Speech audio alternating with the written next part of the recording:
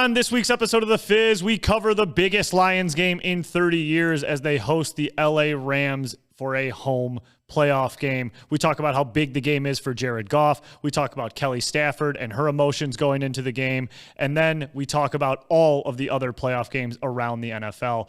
Great football talk, great recap of Week 18 and the tailgate. You're going to want to listen to this one. After that, we talk about U of M winning the national championship and how it is a nightmare for us as MSU fans. After that, we talk about the biggest breakups in pop culture, sports, and everything else in between because Nike and Tiger have officially split. We do a quick Red Wings recap before closing with over-under. But before we get into all of that, I have to tell you about our amazing sponsor, Vosa. Vosa is a Michigan-made vodka RTD beverage. RTD meaning ready to drink. They have two options for you, a Highline and a vodka water. The Highline has a little bit of carbonation, a little more flavor to it, and it is 7% alcohol by volume. If you're looking for something a little lighter, go to the vodka water, which is 5% alcohol by volume. It has no carbonation and has a little less flavoring to it. My favorite personally is the vodka water lemonade. These are made in Michigan and they sponsor the Fizz and they sponsor Champaign Athletics. So as you prepare for the Detroit Lions game this Sunday, make sure to pick up a case of Michigan made Vosa. Vosa, enjoy the finer things. But now let's get into the Fizz.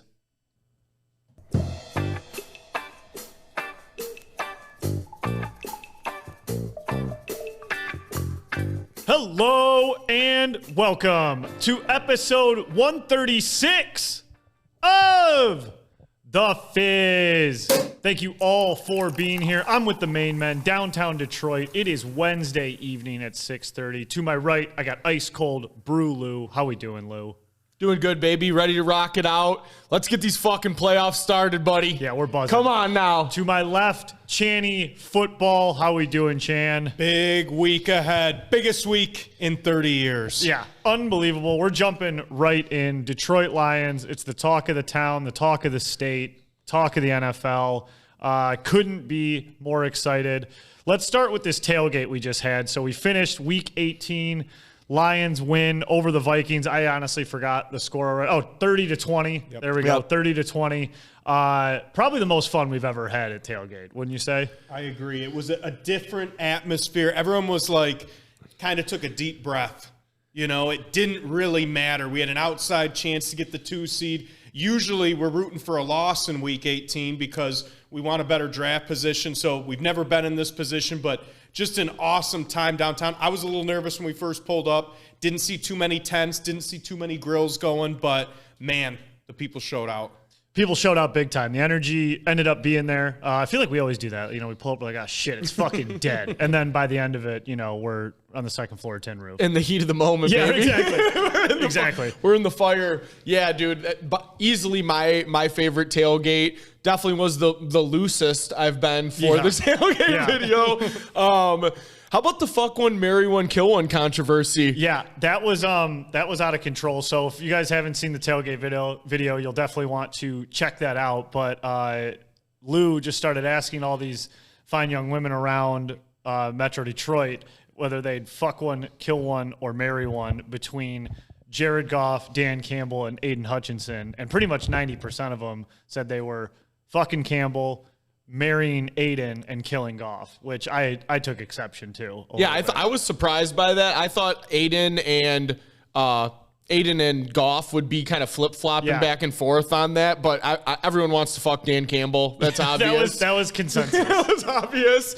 But yeah, I was surprised. Old Goff, dude, always getting the short end of the stick somehow. Whatever. You know, that's kind of his mantra, just back against the wall. But I think there was a couple people who said Goff, but, you know, the way Mike edited it, definitely put that's Aiden, on Mike. We're just giving him more ammo, just putting a bigger chip on his shoulder going into this weekend. Exactly. And I thought people would marry Jared for sure. Right. Nice guy, a lot of money. Aiden's just a local guy. They love the local guys. It was also the day after, or like the day of the national champ, or the day before the national championship. Couldn't figure it all out. But yeah, so just wild to be downtown. Snow was like fluttering down, but it was a beautiful setting. It was. It wasn't too cold, and just kind of a totally different feeling of meaningful football. Obviously, that game didn't necessarily matter, but the fact that we were going in as division champs, playing Minnesota with their backup quarterback, it was just a total role reversal of what we're used to. We're used to that team with the injured quarterback that's being mediocre on the road, getting killed by the division winner, and it was totally flipped. And it was nice. We just took care of business, got out to a 13-0 lead, never looked back. 12-5, most wins we've ever had as a franchise. Congratulations to them. And I will say this, I know it was a meaningless game, but for our 3 interdivision opponents this year, the Vikings fans showed out the weakest out of all 3. Big Bears presence when we had the tailgate there. Big Packers presence on Thanksgiving. We ran into a couple Vikings fans, but not really. Yeah, shout out to the ones who did show up for a early January meaningless game in Detroit, Michigan. Mm-hmm. Yeah. And the ones we did meet were super, you betcha, Midwesterners, nice people. But couldn't agree with you more, Chandler. And probably the reason for that is we didn't play Minnesota till the last 3 weeks of the season. It's true. When we were playing Bears and Packers, those games still meant something a little bit. Mm-hmm. Yeah. One was Thanksgiving too. Exactly. Right. So no, that's a good point though. But yeah, not too many Vikings fans, but of the ones we saw, it was pretty interesting. Like we saw that group at Elwood or whatever, and it was just like Cousins jersey not playing, Dalvin Cook jersey not on the team, Randy Moss jersey not on the team. I was like, damn, it has changed. And you're like looking around, and before you just see like Stafford's and Calvin's and Barry Sanders, and now you're seeing Amon-Ra's and Goff's and Hutchinson's and just actually players on the team. Yep. So I'll tell you what we did do. We parked that van in the Vikings' butthole. Sure did. That was the fucking highlight of the video. That was the funniest one-liner Dude, we just heard. some high schooler in his fucking like caravan of boys. Honda Odyssey, his mom's van. He's got all his boys in the back. They're literally like at the front gate of Ford Field. Like, where are you going? They're jammed up in front of the DAC. Like, it was blocked off. There's nowhere to go. I mean, yeah, the energy level was pretty unmatched for this last week. Hell yeah. And it was awesome, too, that we went a little outside of the box, too. We got off the streets. We went into the bars. Yes. We were at Tin Roof. I know we mentioned that before, but it was cool being in there. The 99 cheerleaders we ran into. Which was a lie, right? You know that, right? What? You know they were lying. They had to be. No, they were, because there weren't even cheerleaders. There was no in cheerleaders in 99. I'm an idiot. They got you. That was their whole They shtick. were high schoolers flipping batons. Yeah. They could have been. It was just these women in sequined jackets, and they were like, "We're the 99 cheerleaders." That's right. We didn't have cheerleaders for the longest time. Right, till Kelly Stafford got here. That's right. She'll be talked about on the show. Shame on me. But like, so we, I ran into one of the husbands, and they're like, "Oh yeah, those are our wives." They're telling everyone they were cheerleaders in 99. There's no fucking cheerleaders in 99. I was like, "That's pretty good though. That's a pretty good shtick." I mean, it fooled you. Yeah, I think it was the sauce that got me. Line and sinker. I think the sauce was running deep at that point. Yeah, that was a little bit of a we wanted to pop in and catch a few clips. Ended up catching the whole game in a buzz. Yeah. Oh, we caught a few clips, all right. No small beers there. I mean, 40-ounce beers only at the Tin Roof. Yeah, what's the rule at Tin Roof about bringing a news grade camera into the bathroom? And I had a full because we did that, and we asked like the attendant there what weapons he would use to kill Brad Allen. What was it? Candlestick, gun, and knife. Yep, all 3. Underrated line. Mike kept going. He's like, "Dude, I can't bring the camera in the bathroom." I'm like, "Mike, come on, just fucking get over here." Oh yeah, always dicey with the bathroom. You can't be bringing the cam in there. But I wanted to bring this up about the last week again about just how like different the vibe felt. I got like a Facebook memory on January 9th, so yesterday, and this was my post from 2002. So after the 2021 season, where we went 3-13, I wrote, "Always blows my mind how bad we want football season to get here, and then it's over in a blink of an eye. Final week to all the sick fucks headed to the den today. Defend it well. Defend this 2-13-1. Oh my God, that record team with everything you have left." And then it's like a picture of me and everyone on week 1. It says, "Here's my squad, week 1, bright-eyed and bushy-tailed, ready for whatever pain and torture the 2021 season has to offer. And boy, did it sting this year. Thank you, sir. Can I have another? You bet your sweet ass we'll be back again next year with the same stupid optimism, holding up arbitrary number 1 fingers, saying things like, I don't know, man, we could surprise some people this year. Happy final Lions Sunday team. See you next year. #forward." I just thought that was so interesting. That was 2 years ago to the day. Year 1 of Jared. Yeah. Yes. And now we are sitting here in a studio recording about how the Lions have the best record in franchise history and winning the NFC North. Just hosting a home playoff game. Unbelievable. On Sunday. So kind of blew my mind. I forgot I made this post. Just wild to go from that. And we won that game. So 3-13-1 to 12-5 now. Miracles do happen. I guess so. But I mean, that's like when we were full on Goff is a bridge quarterback. Campbell's like kind of a joke here. Like Sheila Hamp doesn't know what she's doing. Crazy. How things can change quickly. Yes, exactly. But let's not look too far in the past. We're looking forward to the future, and the future is Sunday. And I'm not going to lie, boys, it's been hard to focus on anything else this week besides this game we have versus the Los Angeles Rams. I mean, it'd be hard enough to focus just to have a home playoff game. Then with all the outside noise, who we're playing, how much more is at stake, it's been hard to focus. And to be honest with you, like, I'm not nervous. I'm like excited. I want to relish it. I don't want to say this in a way that like, you know, oh, I'm happy with the season if it were to end this week, but we won our first division title in 30 years. Like at the start of the season, we had 2 goals: host a home playoff game, win a home playoff game. We've already knocked one of those down. So I'm excited. I'm not nervous at all. I don't even think I'm going to be nervous. Like, we've never seen this. So I'm excited to see the Lions take the field. I'm excited to see the coverage around Ford Field on national TV for a playoff game. That's how I'm feeling early on in the week, and I'm sure it will change. But me not being able to focus is more excitement rather than nervous, scared, X, Y, or Z. How are you feeling? I'm with you, Chaney. I'm fucking absolutely jacked up. I cannot wait to hear Ford Field absolutely fucking rumbling. The ceiling might come down how loud that place is going to be at kickoff. Every first down, every third down, touchdowns, forget about it. It's going to be fucking epic, and I think that the Lions are going to show out. I really do. I think they're going to fucking show the fuck out.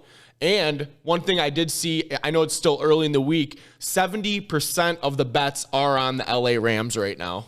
Good news. Do love to hear that. Yeah. Absolutely love to hear that. I am very excited for everything like you guys said, but I'm nervous. Like I have like some sweaty palms, some sweaty feet. Like I know when before that game starts, like my right knee sometimes starts like shaking up and down. That's going to happen. Little jitterbug. Yes, exactly. And I think what's going to calm me down is kind of those first couple drives. Like once they start playing, I want to know what type of game it's going to be right off the rip. But I am very excited, but also I am nervous for this game because this is pretty much like the last way I'd want to go out during this season would be to lose to the Matthew Stafford and the LA Rams at home. So the idea of that happening does make me nervous 100%. It does. And how about the ticket prices? Before we jump too much into the game, but I saw a graphic today where the cheapest ticket to get into Ford Field is nearly double any other game, and that already includes the Ravens divisional game and the Niners divisional game, which is a second round game. Yeah. And we're still $100 to $150 more than those cheapest tickets. So it's like, I can't, Lou, you said it, that you're going to blow the top off of Ford Field. People have been waiting 30 years for this. People who just graduated college are now over 50 the last time they had a chance to see this. I don't even know if I was potty trained the last time the Lions had a home playoff game. The energy in there is just in line with the ticket pricing, and I have to believe this is by far going to be the most raucous environment, not of this weekend, of this entire playoffs. Yeah, I was trying to think of a way of how to describe how nuts I think it's going to be, and I think it's going to be like a Mad Max scene. Like it's going to be apocalyptic. Bonkers. Like, did you see the clips of like they had these sound clips of the Lions versus the Vikings last week in like a fuck off game. Yeah. And it was vibratingly loud. This is going to be out of control. Amon-Ra's like asking fans to go nuts, which he doesn't even need to do. But the fact that he's doing it, he's dyeing his hair. He's got the fucking jet blue. Yeah. Jeez, talk about a lock for an anytime. Oh my God. You dye your hair blue, you got to score. So I couldn't agree with you guys more.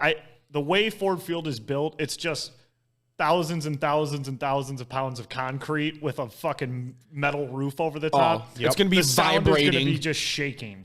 And I think it's going to be really tough for the Rams to hear in there. It's not like the Rams travel well or anything like that. But yeah, I mean, the price of the ticket shows the desire and the demand for this game. And, I don't think they had any problem selling them. They said it was the most expensive wild card game ever in NFL history, I want to say. Mm-hmm. Which part of me kind of gets pissed off about that. Just like, these loyal fans have been going to these games forever, and some of them probably don't have $1,200 right, to walk in.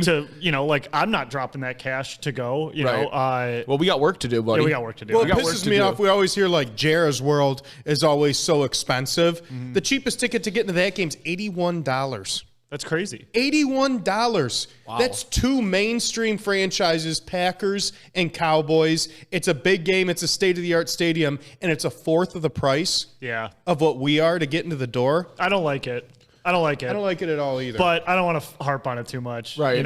But I don't. When you haven't done something in 30 years, that's the price you pay, brother. Yeah. Literally. Yeah. I mean, just talk about just like I said at the end of that post I just read, thank you, sir. Can I have another? If they feed us shit, we just keep coming back no matter what. Yeah. But this year hasn't been shit. So it's going to be nuts in there. So many just crazy storylines, and we just have to talk about the whole Goff Stafford thing. It's you couldn't have drawn this one up any better. The NFL is fucking in heaven right now. Cooking. Yes, absolutely. And then Kelly releases that video of basically a thank you to Detroit for Stafford. That was the nicest video ever, and I'm like, damn it, dude. I want to be fucking pissed. Well, so that was when he got traded. Oh, that was a repost. Oh, okay, so she resent that out. Yeah. Okay. So for those unfamiliar who haven't been following, this has kind of been the timeline of the gossip side of this shit. Is Kelly Stafford, big in the community here in Detroit, Stafford, all that. When Stafford left, he made a 8-minute video? 8-minute video about a big thank you to Detroit, and then they gave $1 million to the city to start this club. Awesome stuff. She reposted that video 2 days ago. Yeah. No caption, nothing. And it did kind of make me I was watching it. I'm like, wait, this is when he left. This is not fresh. They didn't just create this. Yes. So she does that, she kind of goes on her podcast and she gets all teary-eyed, saying basically it's going to be really, I think her sentiment was ultimately it's going to be tough to go back into that stadium and see a playoff game for the first time and not be a part of it and in fact root against it. Right. So I get where she's coming from there, but then you have all of these accounts and all these people saying we're going to do a Stafford jersey ban, and she's punching back on it, which I would have just stayed out of it. So it's all fucking just gossipy bullshit noise about if you support Stafford like Stafford but are still a Lions fan and how you're going to go about doing that. And I just think it's kind of all just noise and fairy dust and actually doesn't fucking matter at all. I mean, dude, it's nothing personal. It's okay to like Stafford, but it's the fucking NFL playoffs. This is blood in, blood out. You fucking ride with your squad. You're either on the fucking team. We're all on the team, boys. We're on the Detroit Lions. Put me in, coach. Yes. It's blood in, blood out. Yeah. No fucking friends, none of that bullshit. We'll figure that out after the game. Yeah. Love them. Thank you for everything. But fuck that, dude. Yeah. We're coming in to fucking win. We're coming in to rip your fucking head off. Yeah. It's one of those things where I get it, and they're good, and they have been good in the community, but we talked about it and we touched on it. Matt Stafford didn't sign anywhere else in free agency. Mm-mm. The Lions didn't proactively want to trade Matt Stafford. Brad Holmes and Dan Campbell came in and sat down with Matt Stafford and his reps and asked him what he wanted to do moving forward, and Matt Stafford didn't want to be part of another rebuild. Yep. Okay, that's fair. Business is business. And at the same time, business is business. You're the opposing quarterback. Thank you for your contributions to the city of Detroit. Thank you for your continued support to the city of Detroit, but I don't want to see no tears. I don't want to hear no gossip. I don't want to hear how if we lose to them, we're going to root for them. No, he's the enemy. He's the most important player on their team, and this week, our job is to shut the enemy down and do whatever we need to do to make sure that he has the worst game of his career. Yeah. I don't hope injury on him. I don't hope ill will on him. And I don't hope anything bad. And I hope Lions fans, if they see Kelly Stafford, we're not going to treat her with that. But absolutely not. I also don't hope we welcome them with open arms. Yeah. Because this is not the time or place. We've got a regular season game next year where we can welcome them back in a little less tense of a setting. Yeah. So a couple of notes to everything you just said there, Chandler. Number one, not only did we ask Matthew and his family what he wanted to do with the rest of his career, we sent him to the exact place he wanted to go. So we sent him to the LA Rams, which is where he wanted to go. So he was put exactly where he asked to be. We got exactly what we wanted in return. And looking at the return, we all love the return. Love the return. Okay, so we all love that. If I saw Kelly Stafford right now today, if I saw her on the stadium, if we see her while we're out tailgating, I'd give her a big hug. I'd say, thanks for everything you did for the city. Good luck out there today. I hope we absolutely destroy the Rams. That's how it would be. It'd be cordial. But you're fucking going down. Yeah, the fact that we're even having this conversation of like how we should be treating them as humans outside of the field or the atmosphere is actually fucking bonkers. And the same fucking stupid accounts that are repping Detroit Rams stuff 2 years ago are the same ones calling for a Stafford jersey ban. It's all bullshit. It's all noise. It's all gossip. It all doesn't fucking matter. I don't care if people wear Stafford jerseys to the game. Would I wear a Stafford jersey to the game? No, I would not. Do I have a Stafford jersey? Yes. Have I worn it since he left? No. Hell no. Okay. But that doesn't mean I wish ill will or anything on him. This is like such a stupid fucking conversation. And where none of this conversation is happening at all is in the fucking Lions locker room. 100%. None of this is being talked about. Matthew Stafford's name is not a thing. He is just the quarterback for the Rams who has a style of play that they need to scheme against. That's it. You know why they're not talking about it? Because of how important the game is to their quarterback, Jared Goff, who was casted away, who was basically left for dead when he got here, like you mentioned. He started his career, 4-20? 4-19-1 here in Detroit. A year and a half ago, I think 90% of the people would have said, well, Goff, we'll play it out. We're not going to extend him. Bridge quarterback. And now you see him get the chance. It is personal for him. Yeah. It is personal for him. It's not for Matt Stafford.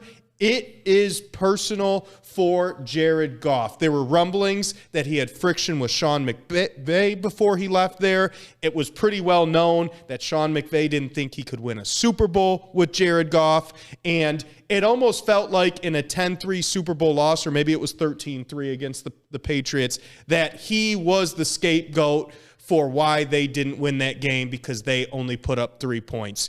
The team loves him. He talks in the locker room after every victory. If you don't think that locker room silently or verbally knows what they're playing for this weekend, I think you've been living under a rock your whole life. Yes, and I totally respect Jared Goff with all my heart for downplaying it. So his quote was, "It's so much greater than anything about me, the Rams, or Matthew in Detroit. It's about our team. We've come a long way, and it's our opportunity to go make a real run. It'd be selfish of me to make it about anything else." That's a great quote, Jared. I really do appreciate that, and I believe you believe that. But like you can deep down, you fucking know. I will argue the fire's burning. That this game is a tick 1% below as big of a game as that Super Bowl versus the Patriots. I mean, this is the second biggest game of his career, and I can't say it's as big as the Super Bowl, but it's damn fucking close. He has an opportunity to look his team that casted him aside and give them the biggest fuck you he could ever give. He was born in Cali, played for Cal, and was drafted by the California team out there in LA. And they threw him across the country to arguably the worst franchise in the NFL without an afterthought, without a phone call, without anything. And they swapped him out for Stafford. And now look at him today. Jared Goff has led the Lions to an NFC North championship and a home playoff game versus the Rams. He's got to want this more than anyone out there. He has to, and I don't want to go full like Minnesota Timberwolves if we win this game when they were throwing their jerseys into the stands after the play-in win. I'm not going to be above that. I'm just letting you know, Chandler, I'm not going to be above that. I don't want that, but I have two thoughts about it. One is do you know the camaraderie and the momentum it's going to build if you rally behind them and you win it? What that's going to do for another game?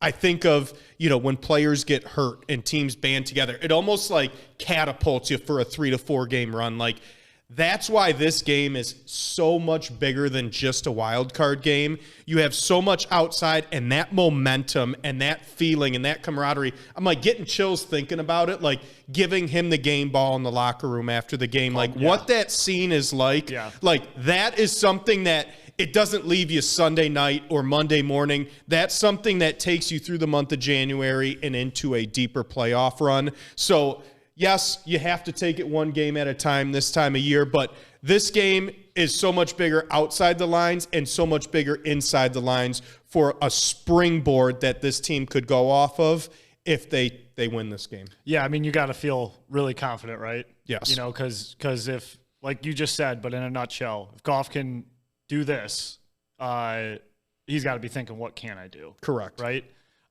So I kind of wanted to do this a little bit, you know, why we feel good, why we don't feel good. Yep. And so like, let's start with the bad, right? So I'll start here, like why I'm a little nervous, you know, in general, outside of just the whole game, blah, blah, blah, all that. So just like brass tacks, I think you'd all agree with this one, just the Rams wideouts versus the Lions secondary. That's obviously the biggest, seems like mismatch in the game. Yep. Rams, Cooper Kupp, Puka Nacua, very good. Stafford, gunslinger. Secondary seems to get torched by number one guys, and the Rams kind of have two of those guys. Yep.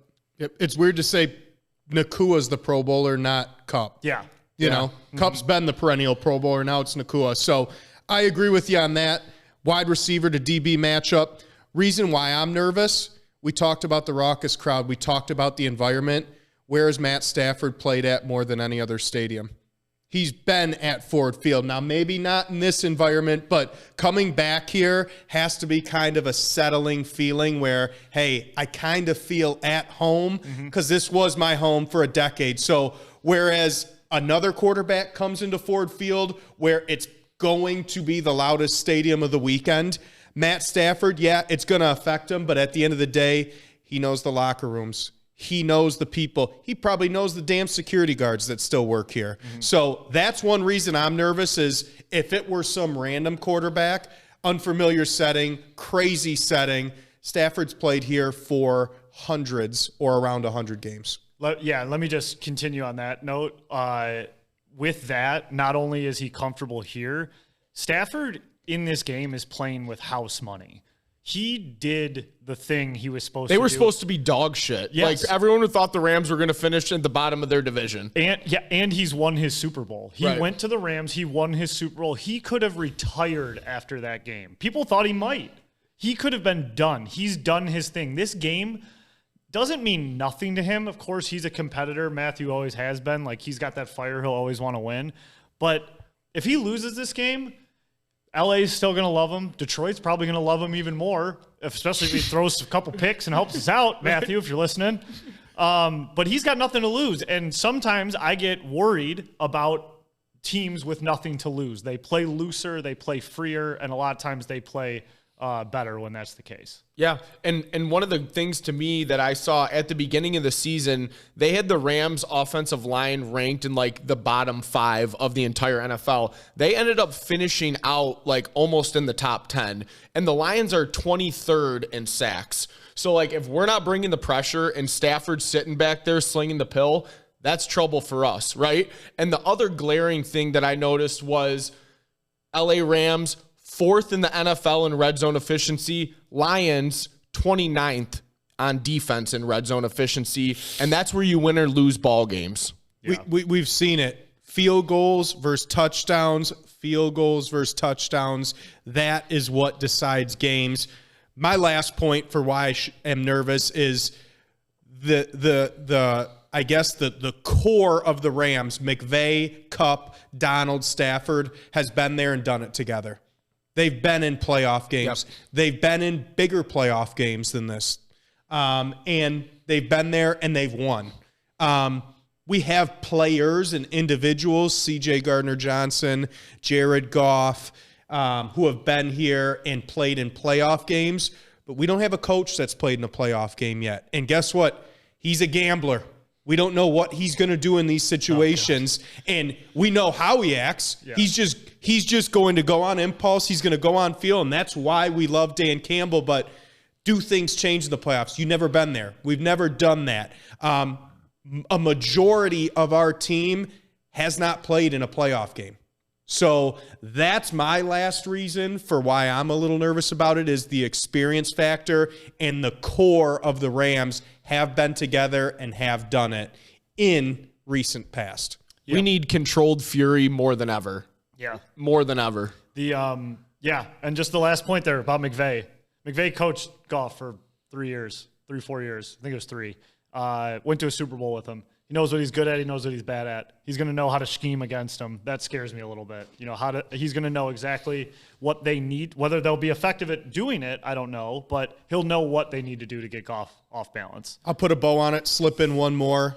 I'm nervous because we don't have our second best receiver, Sam Laporta. I know he's technically still questionable. It doesn't look good. But it does not look good like he's going to play. He's been our second most dependable target behind ARSB.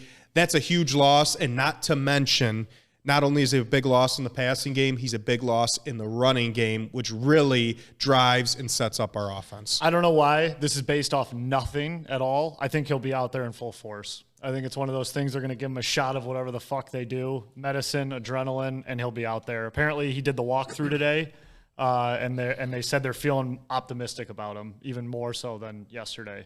I just think it's going to be one of those things. I think he's just going to fucking do it. I think it's the attitude of this team. I like that. Yeah, that's what he seems like an absolute fucking dog. Jug. Yes. Yeah. Jug of the week. Talk about the jug of the week here. All right, let's talk about why we feel good. Yeah. Let's talk about why we feel good. Love that. Lou, why don't you lead her off? All right, so a couple things that I had as far as like why we feel good. We have the best fucking O-line. I don't care if the Eagles are ranked number 1 by PFF, by Pro Football, any of that bullshit. We have the best fucking O-line in the NFL. I'll go to fucking battle with Ragnow, with Panay. Those guys are absolute fucking dogs in the trenches. We have the 5th best rushing yards in the NFL, and the best two-headed back in the fucking NFL. Run the ball down their fucking throat. I don't care if they have Aaron Donald. Double team the motherfucker and make somebody else make a play. That is the thing you have to do. Control the clock. Keep Stafford off the field. Lean on your strengths. Lean on these big dogs. Just go to fucking work. Yes. I have the O-line as well. Just quickly, like, Goff is fantastic when he's protected. When he's under pressure, it gets sometimes a little dicey, but when he has time, he's great. And the Rams don't create a lot of pass rush. Like, they have Aaron Donald. Yes, they do. He's always a threat, but they're not great at sacking the quarterback. No. And if Goff has time, he's pretty good at dicing you up. One reason why I love it, my first reason, not only are we at home, we're in a dome. We play much better when we're in a dome. Warm fingies. We've got the home field advantage, but you've seen it throughout the year. We've gotten whacked a couple times when we were outside. I think of the Ravens game as one of the big ones. I think of the Bears game where we didn't play well because it was cold. Even though we lost the Cowboys game, we played a good game. Yeah. That was in a dome. Yeah. So that's my first reason. Perfect, ideal, controlled conditions for this game. That's reason number 1 why I'm confident we're going to win this one. So my top reason I had was actually our run defense. Our run defense, according to whatever stat you look at, we're right around top 5, second in the league. If you want to boil it down, we're giving up 88 yards a game. During the success the Rams have had in their 7 of 8 win streak here, they're rushing for like 130 yards. If we can shut down that run game and make Matthew Stafford sling the ball, but predictably, downs where we know he's going to throw, it's going to bode well for us. If they get that running game established and they start doing play action, we are all going to be clenching our butts every time they do a play action play. If we can stop that run game, we're going to be in great position to know when Stafford's throwing and defend against it. Yep. And on the flip side, so earlier I mentioned Rams, number 4 in the NFL in red zone efficiency. Guess who's number 3? That's us. The fucking Detroit Lions. We score touchdowns. We're not the old Lions. Jason Hanson lining up for 100 field goals. Matt Prater lining up for... We don't kick field goals. Right. We can't. We have a new kicker every fucking week. We're scoring motherfucking touchdowns, boys. We score when we're close to the end zone. Have to punch it in for 6 every fucking time. Those are the difference. That's why we're a 12-win team this year and not a fucking 8-win team. Next reason why I'm confident we're going to win this game, we have our defense at the healthiest it's been since week 2. It's almost crowded. CJ Gardner-Johnson back. Branch has been dealing with injuries all year. He has been steady now. Aleem McNeil, big game last week and has been back. Hutch, you can see the effect of having these other guys around. He's been on a tear the last 3 weeks. He's been on a fucking tear. And know who else could be on a tear? The guy opposite of him, James Houston, who is expected to be back. And you know what? A guy that I really like, he's getting more snaps. I'm not going to say he's been crazy good or whatnot, but he's been consistent. Josh Paschal. He has been good. He has been in there. He has been collapsing the pocket. And if you have him on the inside with McNeil, with Houston and Hutch on the outside, I'm confident we can get pressure with 4 or 5 people, whereas most of the year we had to send 6 people in order to get it. So you have a better pass rush. You have a healthy, like you mentioned, crowded secondary. We're the healthiest we've been since week 2. This is the best personnel-wise our defense has looked at or been at since the start of the season. Paschal had a sack last week. Yep.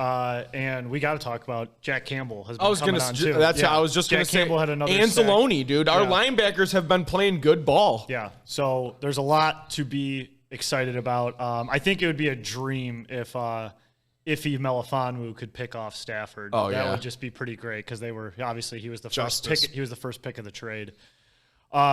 Just some housekeeping matters. We kind of touched on a lot of the injuries, but I just want to say it. Like I said, Laporta, he did the walkthrough. I am going on blind faith and grit that he's going to be playing in full strength. That's based off of nothing outside of my own brain. But Campbell did say he is optimistic that he's going to play. He said Raymond is in the same boat, but not as close as Laporta, which kind of surprised me. I thought Laporta was more banged up than Khalif Raymond. Don't overlook that Raymond being out. I mean, he's been great this year and steady.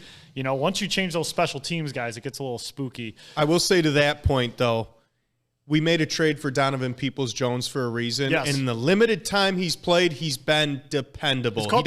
He doesn't get many snaps. He doesn't see the field too much, but he runs slants. He gets open. He gets 8 to 10 to 12 yards, and he gets down. And Donovan Peoples-Jones has had a couple good seasons before he came to Detroit here. So I kind of like that replacement, although I'd rather see Raymond healthy. Because he burns. Yes. And, I mean, DPJ has actually kind of turned into what we wanted Marv to be. A little bit. And I would love to see him get in the end zone like Cass Tech boy, went to Michigan, whatever. Whoa. Back in Detroit, like, serve it up to him. Yeah. J-Mo is playing for sure. He was practicing today, so he'll be in the game. I have Brock Wright as questionable. I don't know his status. I did not dig into that one. Yeah. I think touching on J-Mo, he's been hot the last month. We saw them uncork him a couple times this past month. I don't think the Rams' pass defense is anything special. I expect a huge play from Jamison Williams with the injuries that we have on offense. That's my prediction. J-Mo will have a 50-plus yard reception this week. I love it. I absolutely love it. If we're going prop predictions, Amon-Ra St. Brown is getting a mortgage payment from me. His hair is blue. His hair is blue. That's absolute free lunch. And he got snubbed from the Pro Bowl. Yeah. So, and he's Amon-Ra St. Brown. I think those are all 3 pretty good reasons that Amon-Ra is going to find the end zone. Yeah. I mean, while you're at it, you might as well toss Gibbs in there because that's free. Yeah. All right, boys, let's get some score predictions here. So the line of the game, when I checked it before we came up here to record, was Detroit -3. Yep. I've seen it as high as 3.5, but where I checked it today was -3.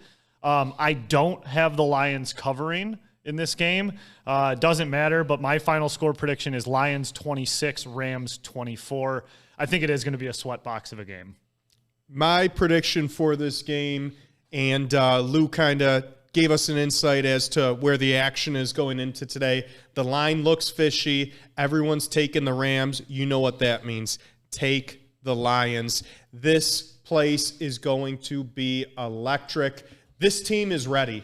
This is not your same old Lions. This is the brand new Lions. Jared Goff, everyone is going to be playing for him. I expect a very high-scoring game where the Lions are always ahead, but the Rams are going to come and kind of counter us throughout the game. I'm giving it Detroit 34, St. St. Louis. Holy Easy, Dad. Los Angeles 27. 34-27. 34-27.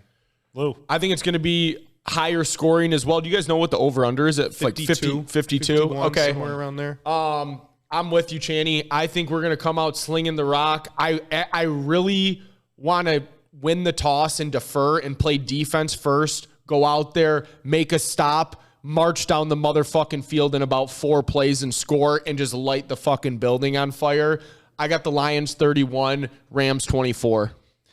It always feels nice that if it's going to be a track meet that your team can run. And that could very well happen. And know what else is nice is knowing that we have one of the most creative play callers, and you just know something's going to happen. Yes. We've always say, hey, Campbell might do a fake punt or go for it. Like, Ben Johnson always has a play that we kind of look at each other and we're like, where the fuck did that come? Like, we've never seen that before. Yes. And I feel like what he's so good at is calling those plays at an opportune time. Yep. Like there's so many gimmicky plays that I feel like get run at just like random times of a game, but he seems to pull those things out in a clutch time when we need him most. So speaking of that too, so Laporta scored on like the 4 or 5 yard line on that out route. I don't know if you saw that, but I was watching a breakdown on Twitter. He literally faked falling over and tripping, and they left him alone, and he got up and ran a 3 yard out and was uncovered. He faked tripping over, so they thought he wasn't going to be open or nobody covered him. He like bear crawled for the first yard of the route. Yes.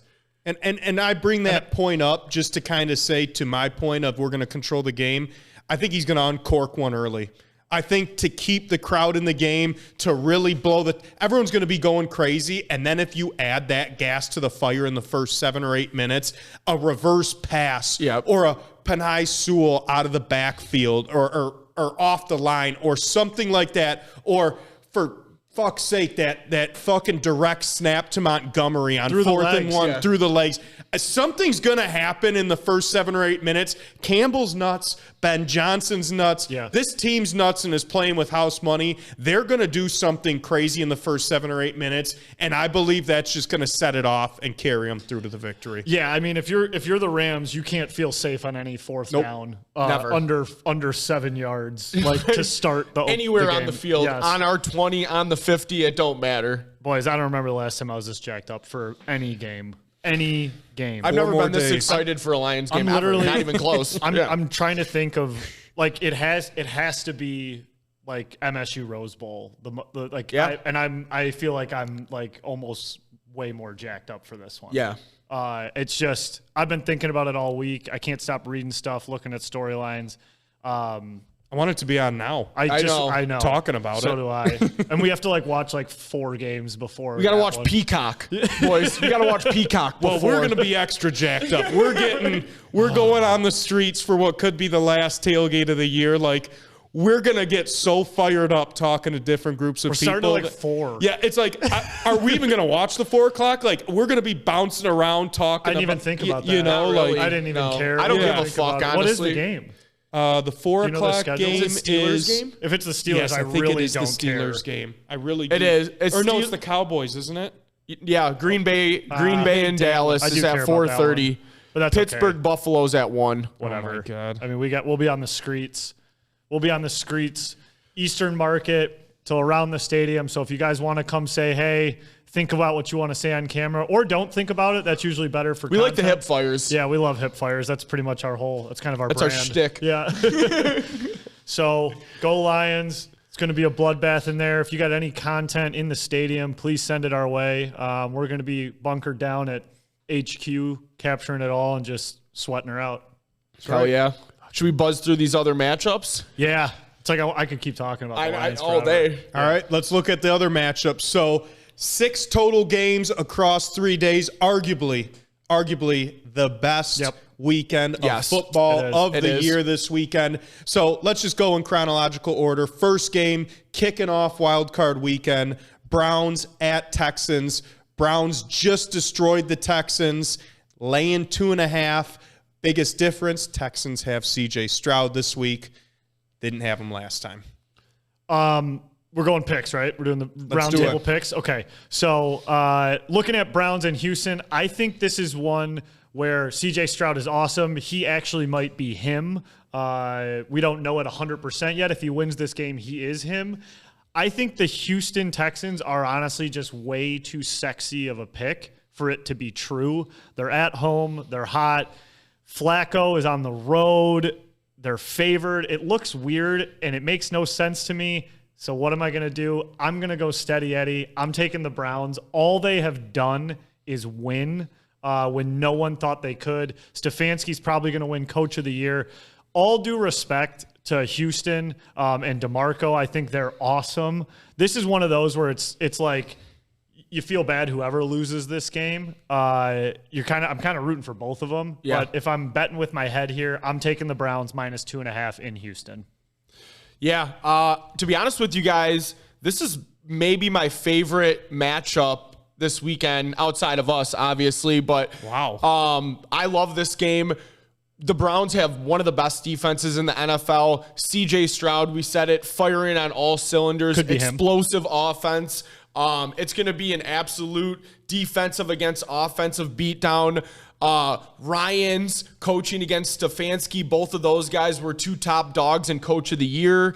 And I'll be honest with you, I think with Stroud at home, juice is flowing high. I got the Texans +2.5 in this one, boys. I'm going to go Lee Corso on you, Lou. Good pick. So Browns go in there regardless if they had Stroud or not a couple weeks back, win by 2 touchdowns. All I've heard this week is how the Texans shouldn't have beaten the Colts and they shouldn't be in this game. Guess what the Texans did do, though? They already played a playoff game because the winner of that game was in the playoffs. What were the Browns doing? They were sitting everybody, trying to get healthy, collecting rust. I think everyone thinks that the Browns are going to win this game and that it's just not the Texans' time yet.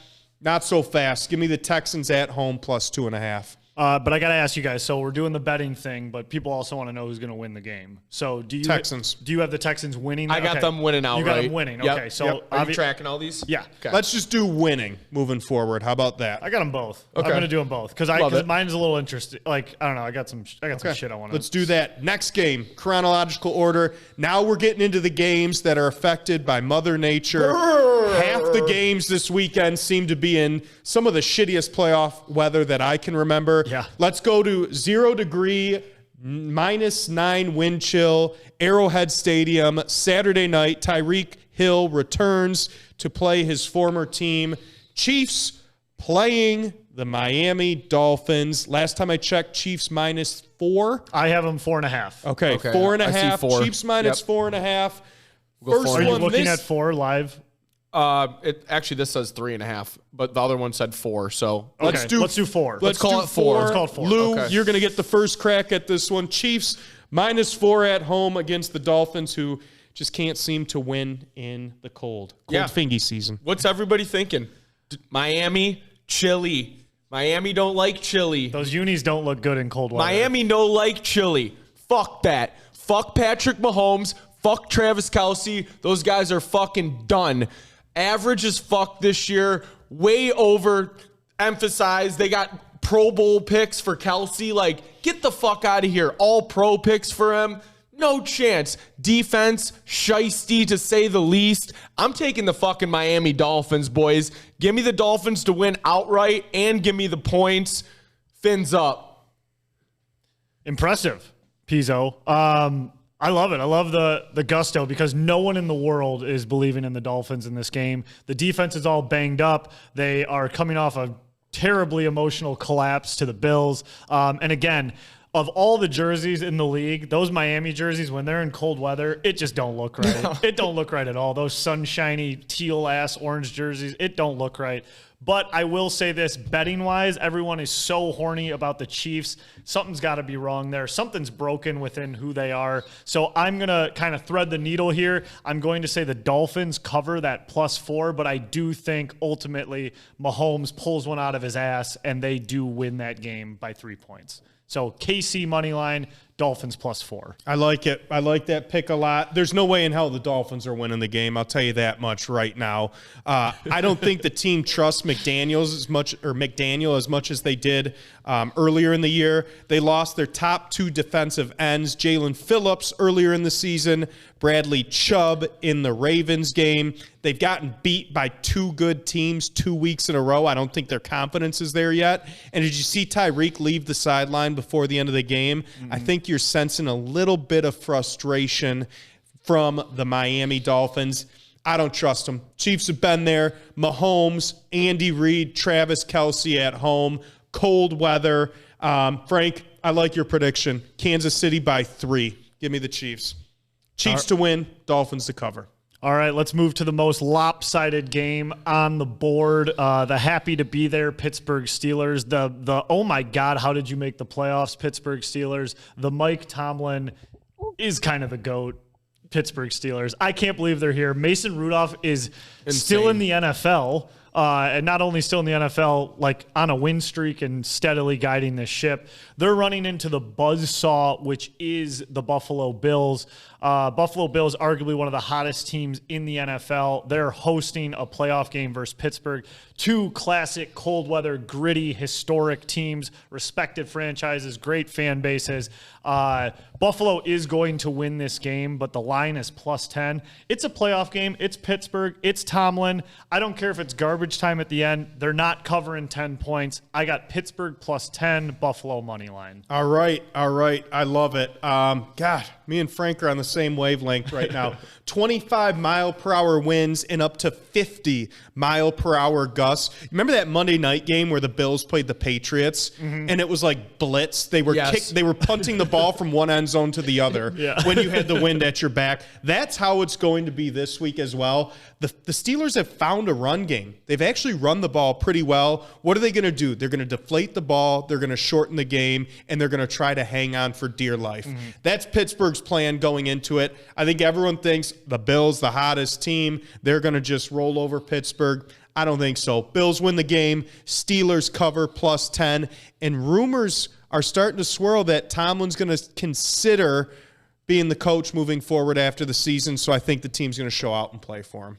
He's going to consider what? Consider if he wants to continue coaching going into the after the season. And I'll just throw this little note out there too. Josh Allen is kind of a nut job in big games. He tries to win the entire game on a single play, almost every play. So he gets chaotic in big games. And I don't think you're going to be able to throw the ball. 50-mile-per-hour gusts? It's nuts. That's but he will. Like that's why, like Allen will try to throw the ball. He'll just try to cut through it. I mean, that's why we love Allen, but that's why I think it's also, it hurts him. That's fair. Yeah. I'm a sheep, boys. I am an absolute sheep this game. What's he doing? TJ Watt not playing, shitty quarterback. Buffalo's defense, I think, is going to do enough to have them cover this game.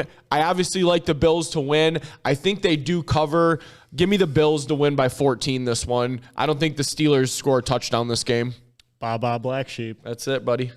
All right, while we'll be running around at Tailgate interviewing all the great people of Detroit and Metro Detroit, the Green Bay Packers will be heading down to Jerry World in a traditional NFL playoff matchup again with Green Bay. I have them at +7.5. Yep, that's what I see. At Dallas. I think a lot of people expect Dallas to blow this game out. I think this is going to be Jordan Love's biggest stage, and he's going to show up. That hook has me a little weary. 7.5 is a lot. That's a big number for a playoff game. Jordan Love is a wild card. We don't know how he's going to show up in this giant game. Give me Dallas to win the game and Green Bay to cover 7.5. So I'm not even going. Don't take any of my advice here. This is all off pure emotion. I want the Cowboys round 2. I want to go back into Dallas. I want to right the wrongs from what happened just a couple weeks back. I want the Cowboys. I want them round 2, and I want to beat them after we beat the Rams in order to get to the NFC Championship game. So no logic with this one. I hope the Cowboys beat the fuck out of them. I hope they think they're the hottest shit since the 72 Dolphins after they win this game. Cowboys to cover, Cowboys obviously to win, and then we're going to beat the living shit out of them in the divisional round. God, it should be at Ford Field. Should. It should. But it ain't. It ain't. So, real quick, if Green Bay does win this game, do we host Green Bay, or does it depend on the Bucs-Eagles game? No. Green Bay goes to San Francisco no matter what. We get the winner of the Bucs-Eagles at that point. Okay. Regardless, I'm with you 100%, Channy. Green Bay ain't beating the refs. They ain't beating Jerry Jones in Jerry's world. Dak's going to probably go off this game. I mean, it's hard to pick the Packers this one. I'm going with Dallas. I think they cover. I think they win this game by 10. Give me the Cowboys, and we'll see you in fucking Arlington in a week. And I don't want to say it's fake or scripted or anything like that, but isn't the league office just salivating? Because if the Lions and Cowboys win, that's the matchup no matter what in the same setting, only 3 short weeks later. Yeah, and that's for sure, right? Okay, yeah. So, yes. Yeah, because we would be the high seed. Green Bay would be the low seed. They'd go to San Fran. Yeah, and then we get 2-3. Yeah. If we get 2-3, we automatically play each other, which is Dallas, Detroit. So that's – I just think they want to see that run back with all the controversy. So I'm hoping they win too. Yeah. I really want the Cowboys to win. And then we go into the final game of the week. Eagles, Bucks. Didn't they play last year? Maybe 2 years ago, maybe both years they played. I know 2 years ago they played, but Eagles -3 going to Tampa Bay. Eagles have been sputtering. Baker Mayfield, half unit. Bucks win the NFC South. Lou, who you got? There hasn't been a team sputtering worse than the Eagles these last 4 weeks, boys. Does Baker have it in him to steal one from Philadelphia? You bet your fucking ass he does. I'm going with Baker and the boys here. Getting 3. Is it 3? 3.5? 3. Getting 3 at home. Mike Evans touchdown. Godwin touchdown. Baker goes fucking nuts for 3 touchdowns through the air. Wow. Eagles in trouble. Give me the Buccaneers to win. And obviously, I'll take the 3 too.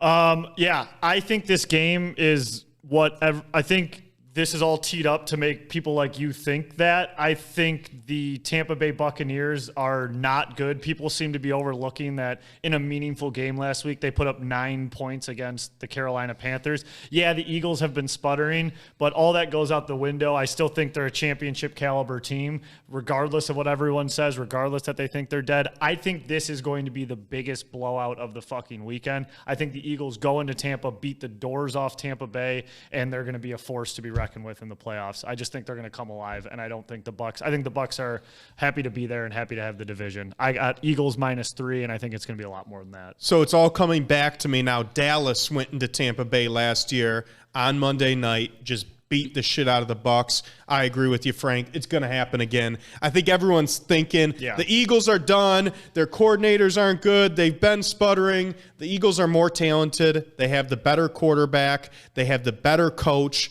And I think it's just going to be an absolute beatdown because the Eagles want to exact revenge on San Francisco, or at least beat them again from last year. So with that, I got the Eagles. I got the Eagles by double digits on Monday night. And I just feel like the narrative is just like, everyone's happy for Baker. Tampa's like a much more likable team. Everyone kind of hates the Eagles. Like Sirianni's like a prick.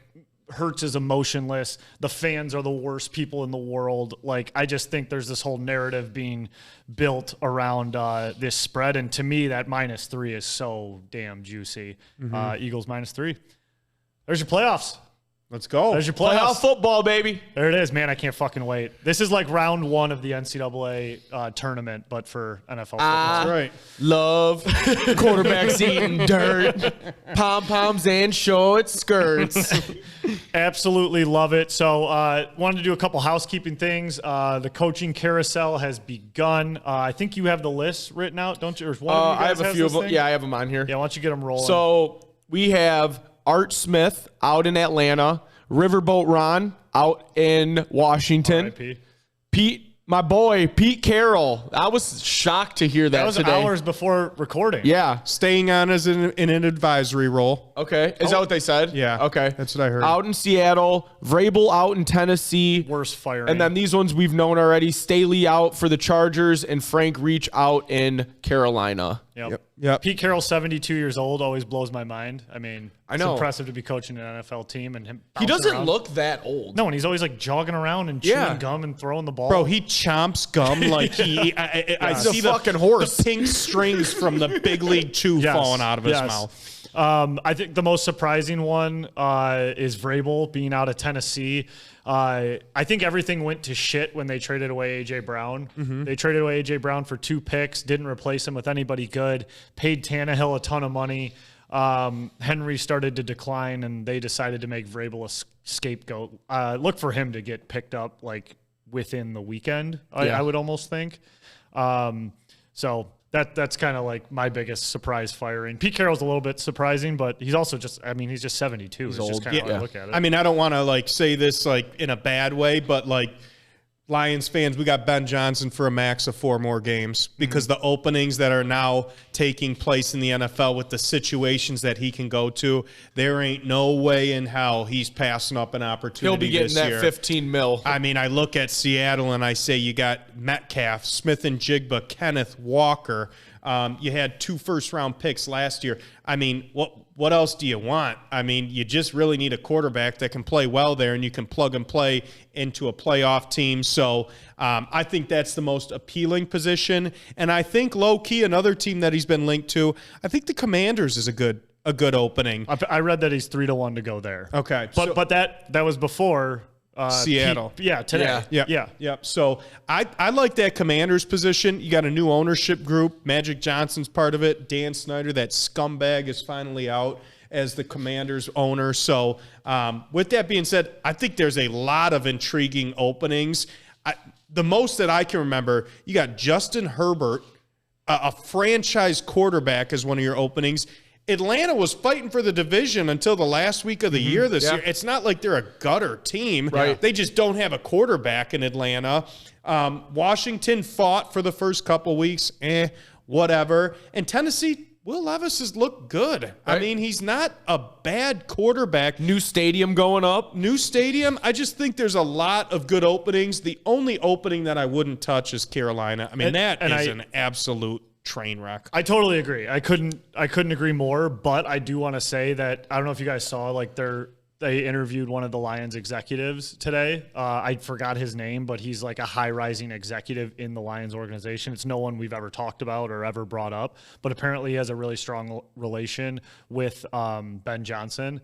And curveball, he's from Carolina.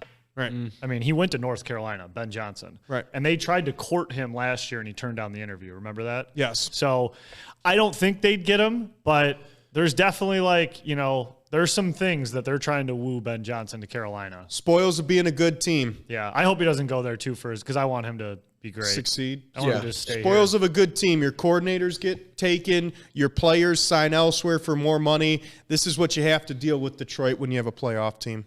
Yep. And then the other big coaching change, which we found out minutes before recording, Nick Saban is reportedly retiring from Alabama. That's crazy. The greatest college football coach ever. He is. It'd be interesting to see. I mean, they basically have a hand pick as to who they want to replace him. I mean, no one's going to turn down the Alabama job. People are saying Dan Lanning, Oregon coach, is going to be a front runner for it. I told you guys my prediction. I've said it for years. Dabo Swinney's going to succeed Nick Saban. Clemson's going in the wrong direction. He's an alum. He's got way more resources. And if you're not part of the SEC or Big Ten, I feel like you're getting left behind in today's college football. So I wouldn't be surprised to see Dabo Swinney. And the guy that's always lingering around, wouldn't it be something if Urban Meyer came back in Tuscaloosa and coached this Alabama team? Yeah, that would be wild. I almost feel like they're bigger than that and like beyond him at this point, but who knows? I don't think they're bigger than nothing. Yeah, okay. I think they will play in the weeds and roll in the dirt and they've been doing it. And they know he'll play. Yes. Yeah. Exactly. So Nick Saban's 72 years old. Do you think him and Pete Carroll just hopped on the horn and were like, let's be done with this? You guys want to hang out? Yeah. Down to golf? Yeah. So that leads us into the worst part of the show. The Nick Saban retiring will only add to the bragging rights and the story, and just I don't know what you want to call it, bravado of Michigan fans, because they have won the national championship. They beat Washington by a score of, anyone know it, 34-13. There you go, 34-13. They made Heisman candidate Michael Penix look like a JUCO quarterback. Probably his worst game in 2 years. It was terrible. The game sucked. Michigan suffocated them with good defense and the running game like they've done to a lot of players or a lot of teams. And this is kind of our hell as Spartan fans. I'm not going to sugarcoat that one at all.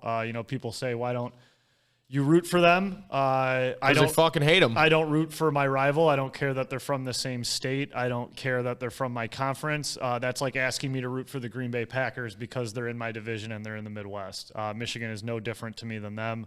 So I will reluctantly say congratulations on your national championship. It's going to suck hearing about it for the rest of our lives, probably. It's going to suck. Probably. Yeah. Yeah, very good chance of that. And I'm with you, Frank. Great win. Beat a JV football team in Washington. What can you do? It was a down year in the NCAA. Congrats on the championship.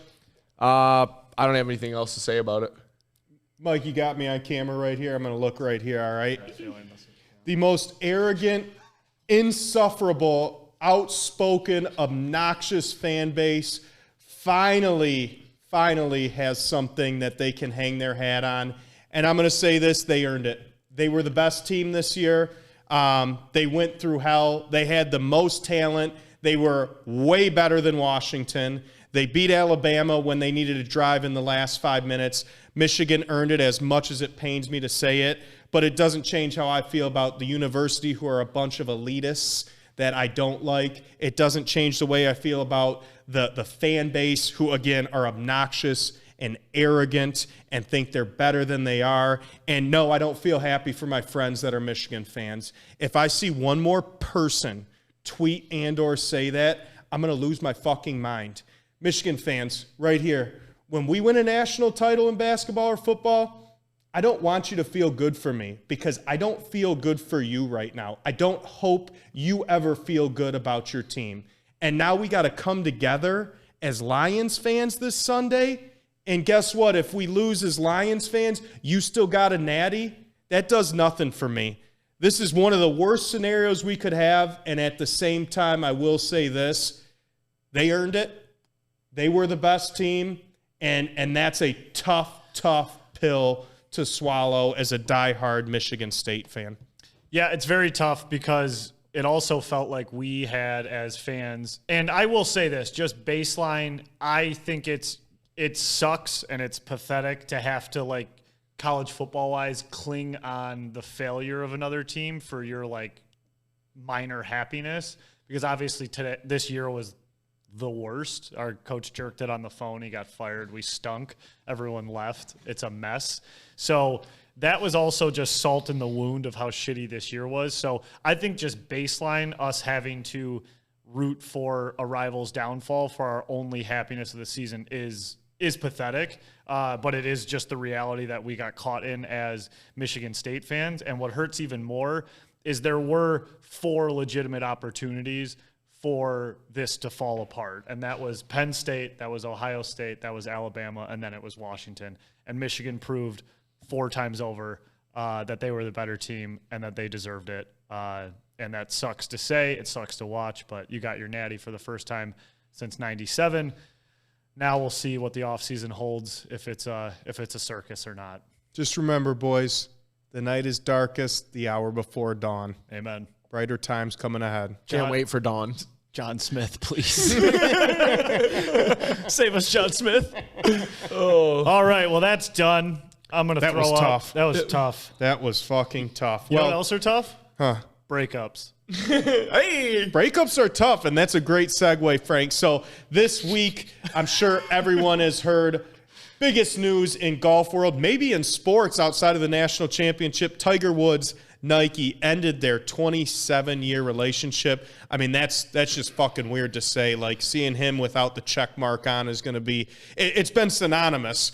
But ended his 27-year relationship. Didn't give too much as to where he's going to go, what he's going to do next.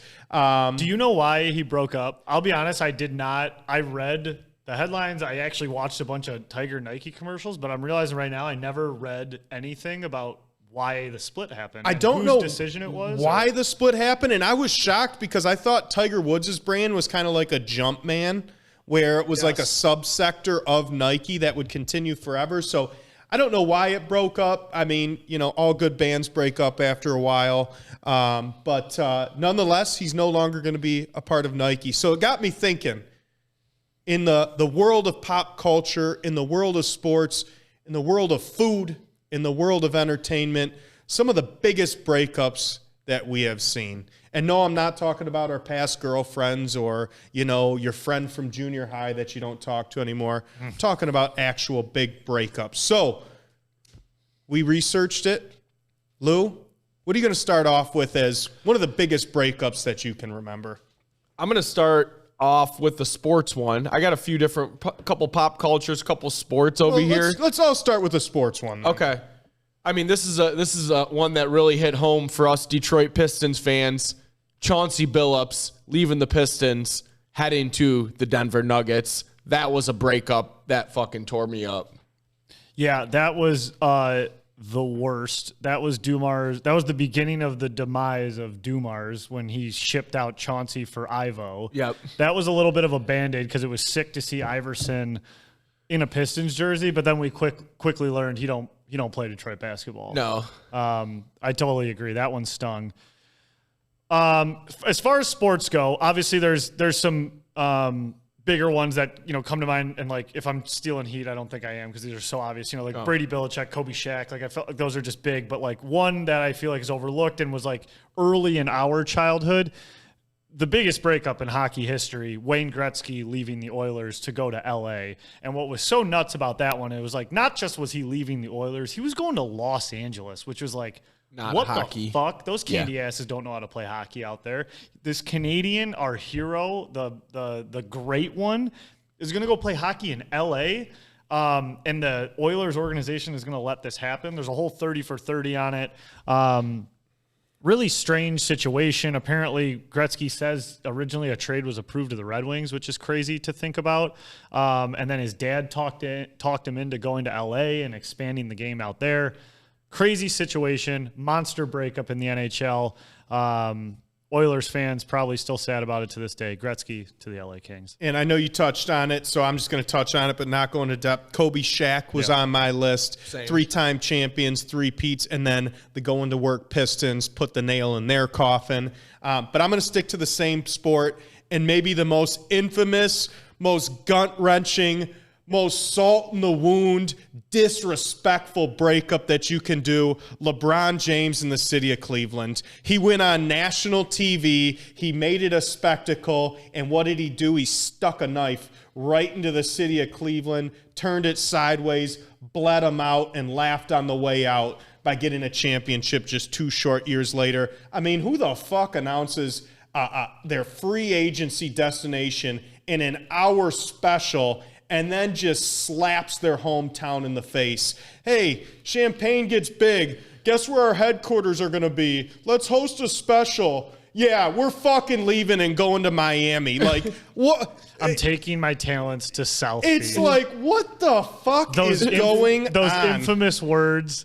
Like, I remember watching that. I was in my apartment sophomore year. I believe it was our sophomore year of college. And just being like, with the boys being like, there is no way after 45 minutes of this kid from Akron shit, he's not staying in Cleveland. And he just does it. That is not only one of the biggest breakups, but the absolute most disrespectful public breakup that I can remember in sports. Bad one. We'll snake it. We can come back this way. But one more sport and then Pop C. Well, I don't even have it written down, but you reminded me of a big one. Like, Chauncey getting traded, that was out of Chauncey's hands. He had nothing to do with that. Yeah. He got shipped off. It wasn't his fault. The one that really fucking stings for the Detroit Pistons, and you guys all know it, was when Ben Wallace went to the Chicago Bulls. That was fucked up. Ben, if you're listening, that sucked. I used to wake up every morning and read the Free Press. My dad would have it laid out for me, and I just remember that headline of him like going to, of all places, the fucking Chicago Bulls, because I think they were going to pay him $12 million more over the length of the contract. He goes there.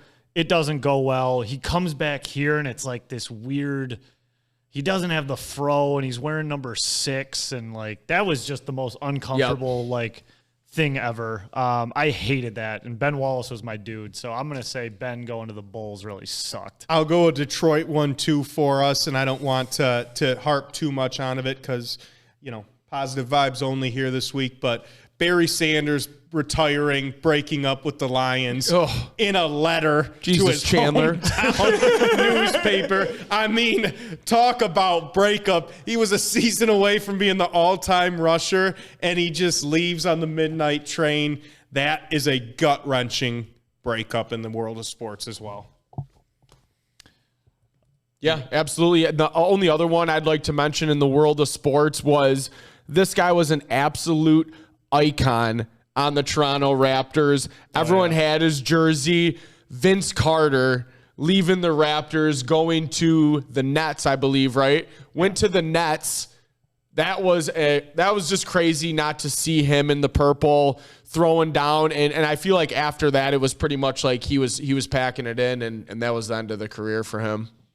Yeah, and I got a few we could just rattle off. We don't need to get into them too much, but Pujols going to the Cardinals was pretty fucking crazy. He signed the Angels? Leaving the Cardinals, sorry. Yep. Leaving the Cardinals to go to the Angels. That was pretty wild. Manny and the Red Sox, they had a pretty public, ugly breakup after winning that historic World Series. He's on the cover of MVP Baseball, and he was gone like a year or two later. Ray Allen leaving the big three and going to play with fucking the Heat, Chandler's boy LeBron in Miami. And then he hits the dagger of the shot to like win it. That was just fucking. My boy, didn't I say it was the most gutless, disrespectful breakup that's ever been publicized? We're reading between the lines here, Chan. We heard Can't fool me, buddy. We heard what you said. Peyton Manning getting just outright cut by the Indianapolis Colts. Irsay, you idiot. That was ridiculous. How did you cut him? He goes and wins. He goes to the Super Bowl with the Broncos. Then his arm goes out, and then he wins the Super Bowl. That one was insane. One before our time, Joe Montana leaving the 49ers after winning all those Super Bowls. I'm not Vince Young. Steve Young goes in. He's banged up from 91 to 92, I think. Montana, that is. Young's in there. Montana comes back in 93, thinks he's got a job. No siree. Young takes over. He goes to the Chiefs. Weird shit there. There's one happening live in action right now. Patrick Kane is now a Detroit Red Wing. That's more so people in odd jerseys, but he did try to go back to the Blackhawks, and they said he wasn't a part of the future. Now he's part of our future. What's the other one? Oh, your boy, Favre. When the Packers cut him for Rodgers. Crazy breakup there. And then for him to go to Minnesota. And he blew a playoff game for them. They should have won that game. Threw a pick at the end. Versus the Jets? Or am I just mixing that up because he went and played for the Jets? He was like on the Jets for like 30 minutes. He sent that dick pic. Yeah, that's right. And then he went to Minnesota. He was even on the cover of Madden in a Jets jersey, and then they switched it over. You remember that? No. Yeah. I got a big list here. Patrick Waugh. That was a good one. Yeah. Won two Stanley Cups with the Montreal Canadiens. They thought he was going to be a Canadian for life. Canadians were continuing their dominance over the NHL. The Red Wings put up 11 goals on Patrick Waugh. After about the 7th or 8th goal, Patrick wanted to be pulled. He should have been pulled. That's what you do when a goalie's getting shelled. He didn't get pulled. Waugh pulls himself out of the game, barks at the GM, says that was my last game as a Montreal Canadian. He gets shipped to the Colorado Avalanche. The Avalanche did all right over there. End up winning the Stanley Cup with him. Yeah. That's a crazy story. Like that domino effect is fucking bonkers, but that was a crazy breakup as well. Yep. All right, so let's move outside of the world of sports.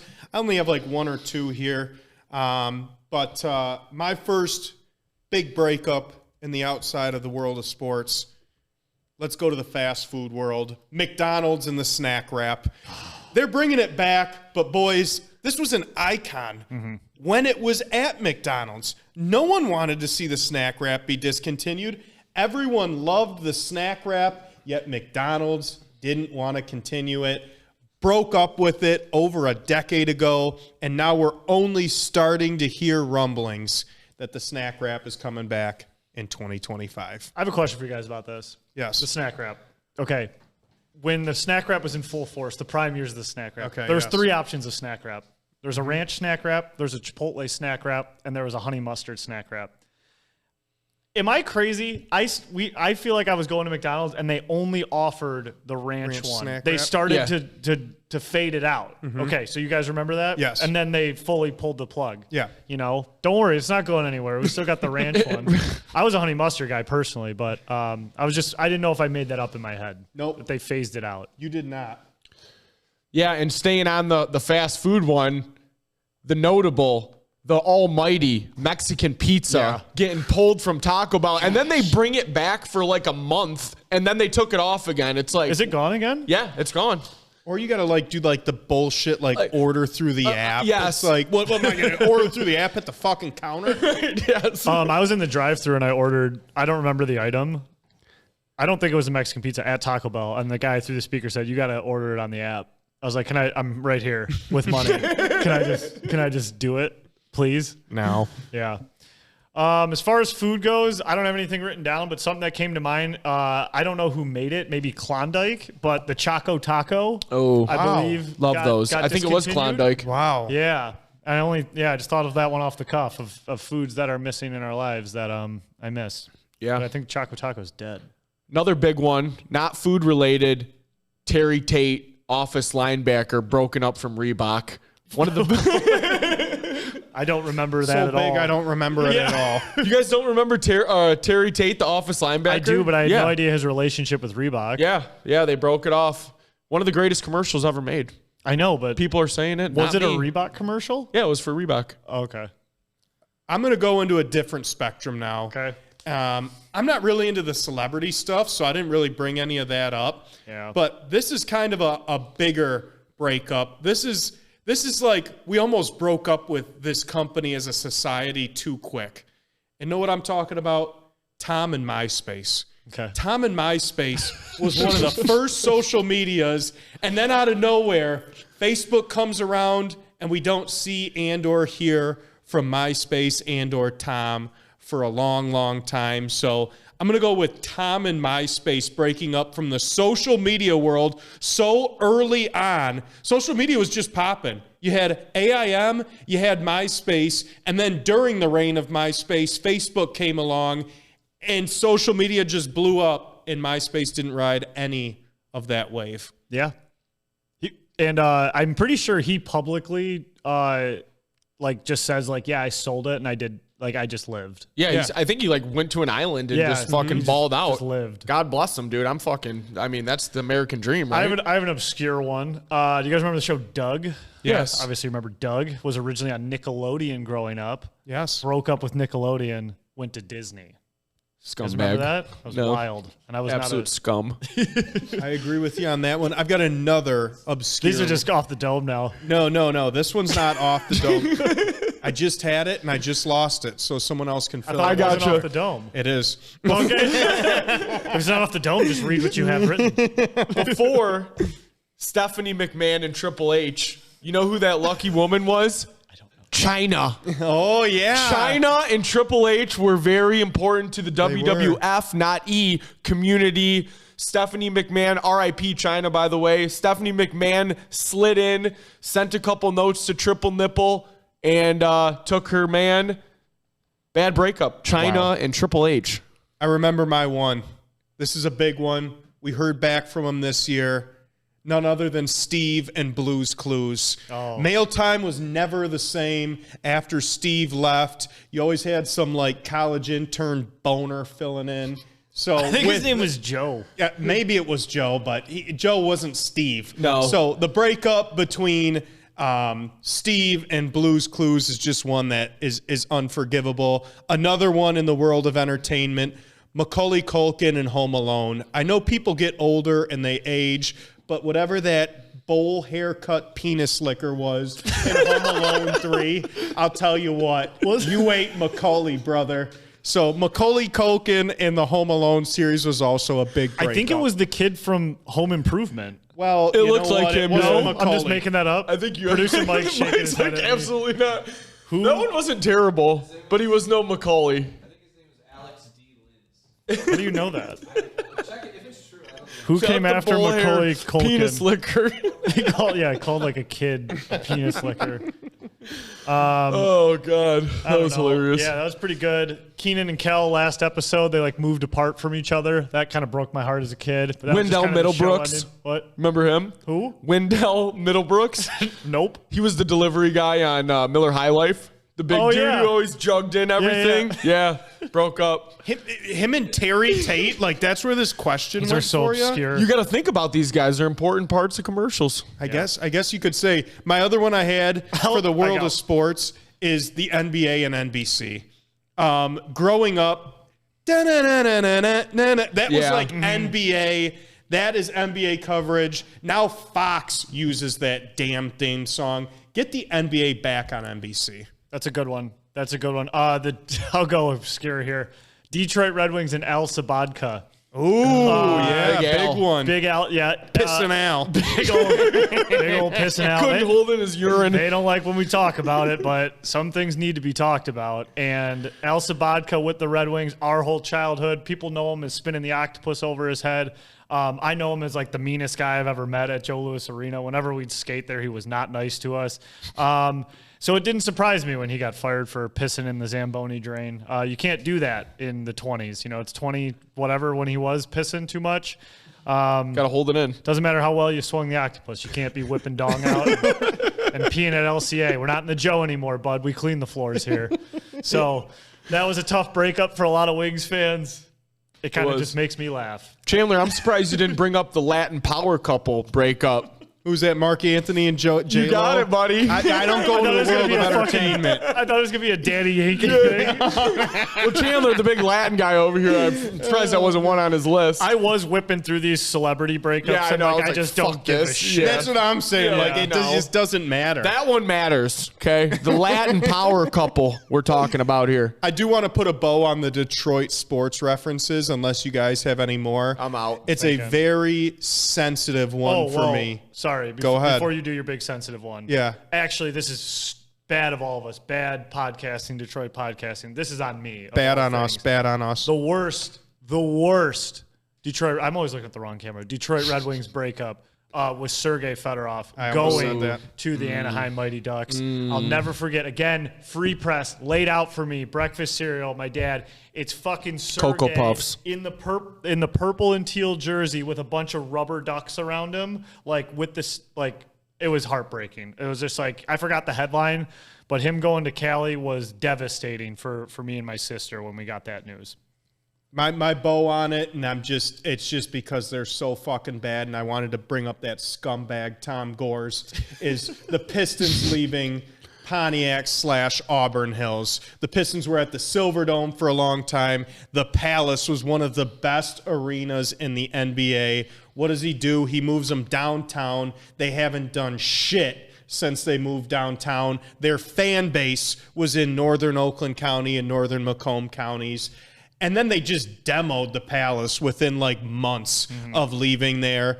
That to me is one that really hurts. Is we used to take the back roads being from northern Macomb County. Easy I could ride. get to the Palace in 20 to 25 minutes. Back road boys. And now you've got a half-empty stadium with a shit-ass team and a fucking scumbag owner not even sitting courtside to watch it. Producer Mike, we need like an alarm.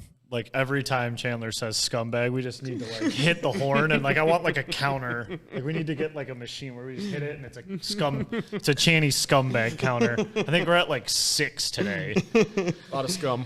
All right, anything else? That's it. Okay, well, I'm going to steamroll through the Red Wings real quick just for our Wings fans out there. Huge fucking California trip. I said last week to Chandler, by the way, I wanted to call you a fucking scumbag. ring the alarm on air because I'm sick of you fucking asking me if Yzerman's on the hot seat. I don't like that fucking question. He's never on the hot seat, and now the Wings have won 3 straight. We're cooking with So I need to ask it more. Shut up. I need to ask it more. Cooking with gas. Yzerman will never be on the hot seat. I had to sleep on that one. Big California trip. They win 3 straight. Looking shaky versus the Sharks. Big statement win over LA. I thought they were going to get smoked in that game. Patrick Kane with a really sick shootout win to close that one out. And then a butt clencher versus the Ducks with a very controversial goal of Rasmussen's skate, which I thought was a kicking motion, but Not me. I thought that was a goal. there you go. They call it a goal now. Apparently, they changed the kicking motion rules. Back in the day, that would have been no goal for sure, but who gives a shit? Wings sweep in LA or a California road trip for the first time since 2008. They are back on track. They're right back in the hunt of the division. Gotta keep it going. They have Edmonton Thursday, and then during the Lions game, they have a fucking monster game versus the Toronto Maple Leafs. I'm going to be honest, probably not going to see much of that because I'll be dumping Kool-Aid on my face. That's it. Only 4 points back of the Leafs and are the current 4 seed in the Atlantic and in the hunt in the wild card. Got to stay strong. Alex Lyon has taken over the number 1 role as goaltender, has started at number 3. But Lalonde said we will see Reimer again soon, which makes no one excited. We got 4 tough games before next podcast. I can't wait to see if I rehash the question next Wednesday. I'm going to fucking rehash you over the edge of this balcony. Need more of it. All right, let's go to over-under. Jerry sent him at 7 a.m. this morning. Because Jerry is fucking dialed right now. Is Jerry coming in for the first Lions playoff game in 30 years? I don't think so. What? When it gets loud and raucous, Jerry likes to kind of hide away. I mean, he lives, that's why he's like in a corner. That's why he's in accounting. A corner of Ohio doing accounting, exactly. So let's see. He sent this at like 7 a.m. All right, number 1. He says LGRW, no other updates. Can't wait till we get the Hornies updates again. I really like those. All right, number 1 on the list. We're going to start with Ice Cold Brulu, and we're going to snake it this time. Okay. The Golden Globes. Can't imagine what you have to say here. Oh, dude, I fucking love those. So sick. I was dialed in for the whole thing. No, fuck that. Dumb. Get rid of them. Cancel it. Say it. Overrated. There you go. Okay. Golden Globes. Don't know anything. Didn't watch a thing. Couldn't tell you who does what when. I saw they had Choi host it, and there was like a Taylor Swift thing. I don't give a shit. Overrated. I swear to God, if you asked me a question to name 1 Golden Globe winner from this year, I'd shoot from the hip, and I don't think I could get it. Overrated. There it is. On to me. Number 2, the Epstein list. I don't know how you at all say this is over or underrated. How do you call the Epstein list either one of those things? I'll say it's what the fuck am I supposed to say here? Jerry. Jerry's got me pinned against the wall. Gonna get a dart in your neck once you say give an answer. I'll say it's underrated for the sheer entertainment value and probably how long this list has been held out for, because we should know. It's all the fake lists I've seen, which have like every human you could ever name, are overrated. But I guess I'll say the real list is underrated because it's kind of entertaining, and the memes are really good, especially the Stephen Hawking ones. I'll be that's honest. where I was going with that for sure. Sorry, it took me a minute to smooth that one out. I had to lead off. It's got to be underrated. It's like one of those folklores. Like, is it real or is it not? You got like Bigfoot. You got like what's the one in the water? Monster. Loch Ness Monster. Yeah. You got mermaids, and you got the Epstein list. Babadook. Yes, you've never seen it, but you think it's there. Underrated. I am going to the island. Underrated. Stephen Hawking? No. Yeah, Was that bad? My bad. I thought you were doing like an alien thing. We're falling apart late here. Mike got it, dude. No, Mike, my bad. I apologize. Yeah, man. The best tweet I did see was if you got molested by Stephen Hawking, that's on you. That was a funny tweet I saw. I know, right? Okay, late. This is the Fizz After Dark. All right, Now into election coverage. Yeah. I got the Lions by 3. Thoughts on Palestine? All right, number 3, Chandler, right? Yes. Yep. Mike Vrabel.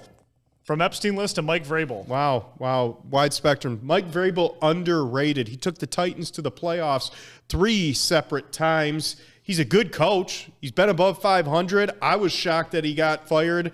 And to be honest with you, if Aaron Glenn gets a coaching job, which I really don't think he will unless he has an incredible run in the playoffs. God, he would be my number one choice for a D coordinator. Mike Vrabel, underrated, just a pure football guy. I agree with you, Channy. Straight football guy. Reminds me of like Dan Campbell-esque. Underrated. Yeah, could you imagine Dan Campbell and Mike Vrabel just like meat sticking it up on the sidelines? Just bashing their foreheads together before the They'd be game. doing the Oklahoma drills It'd each be other. unreal, yes. Underrated. I don't think, is this correct? I think that was Brady's last game as a Patriot, was a loss to the Titans in the playoffs. Yes. Right? Yep, Think playoff so. game. Yeah. Mike Vrabel, underrated. Don't know why he got fired. Titans are idiots. They traded A.J. Brown for nothing. Number 4, back to Chandler because we're snaking, right? Yep. Anime. Anime. Over, underrated, you weird fuck. Regular or porn? It just says anime. I'm not into either of them. Does it change your answer? No. With that, I know people love anime. I've never seen it or played it or whatever. What do you do? Warn it. I'm just not an anime guy, so overrated. I have no idea. I think it's just a cartoon. That cracked me up because that's how I feel. I don't know if you watch it, you play it, you crank to it, you wear it. I just love that you opened with Swiss Army knife. I know people love it. I'm gonna say overrated. I have no idea what it is. Not a cartoon anime person either. Bullshit. Overrated. Number 5. Don't know who's up. You. Thank you. Weed drinks. Weed drinks are very underrated. I really enjoy them. Wink, shout out. You don't sponsor anymore, but you did sponsor. You sent me like 8,000 cans of Wink to the house, so I drink one of those almost every night.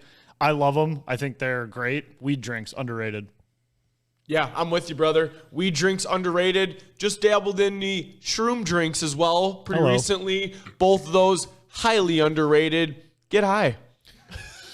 Yeah, for me, I like the gummies. I like the edibles. I like to smoke, but I'm just not a big consumption of weed and a drink guy. So I'm going to say weed is underrated. Weed drinks are overrated. And that's it. That's episode 136. No other show in the state starts with Lions playoff prediction, ends with the Epstein list and weed drinks and anime. I can tell you that right now. So if you got friends who like this show or like that stuff, like this rhythm we got going here, please forward this to them. Let them know what you're listening to. Trying to grow this thing every week.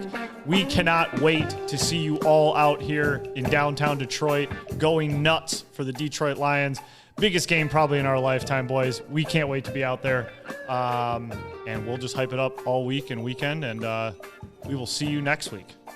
Go Lions! See you. Sorry.